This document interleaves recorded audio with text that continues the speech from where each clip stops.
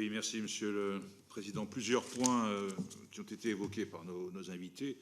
Alors, il y a toujours des oxymores intéressants dans les présentations, le ralentissement accéléré, par exemple. Enfin, voilà, c'est assez drôle. Oui, oui. C'est toujours très intéressant. C'est le propre des oxymores. Il y a des graphiques, mais il y a aussi des mots.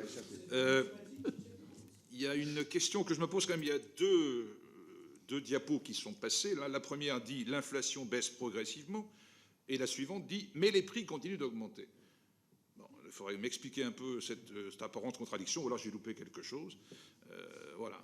Et dans les causes de l'inflation, évidemment, on a parlé de la guerre en Ukraine, d'accord, le prix de l'énergie, mais le FMI et même la Banque centrale européenne, il y a quelque temps, avaient pointé dans l'une des causes de l'inflation l'augmentation des marges des entreprises, que vous faites pointer d'ailleurs dans votre graphique, je ne sais plus à quelle page, le rectangle rouge qui a augmenté.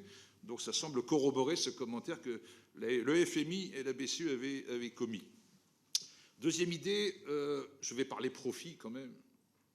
Je ne serai pas dans mon rôle de ce côté.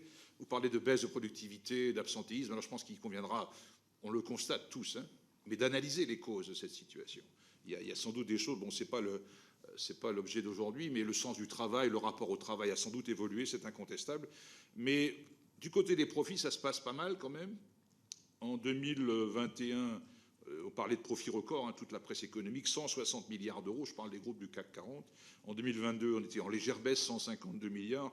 Et je pense que 2023 ne s'annonce pas mal non plus, puisqu'entre avril et juin 2023, notamment la France, a vu une augmentation de ses profits, les grands groupes, de 13,3%. C'est d'ailleurs un record européen. Donc est-ce qu'il n'y a pas un élément aussi de réflexion à avoir de ce côté-là? Troisième point, France Stratégie a publié une étude il y a quelques jours, c'est le comité d'évaluation des réformes de la fiscalité et du capital, vous l'avez sans doute vu, et qui nous dit quand même des éléments d'analyse assez intéressants. Aucun effet de l'ISF sur l'activité des ETI n'a pu être identifié, c'est quand même pas anodin. Et ensuite, un peu plus loin dans la conclusion, les travaux de recherche n'ont pas détecté d'impact du PFU sur l'investissement et les salaires dans les entreprises les plus exposées au PFU. Donc ces deux phrases m'ont beaucoup interpellé. Est-ce que vous auriez un mot à dire là-dessus? Troisième point sur la dette. On a parlé de l'épargne des Français. Je viens de regarder l'étude qui a été publiée par la Fédération bancaire française en août 2023, qui annonce un total d'épargne, tout produit confondu, de 5 956 milliards d'euros. C'est 2 fois le montant de la dette. Je dis ça au passage.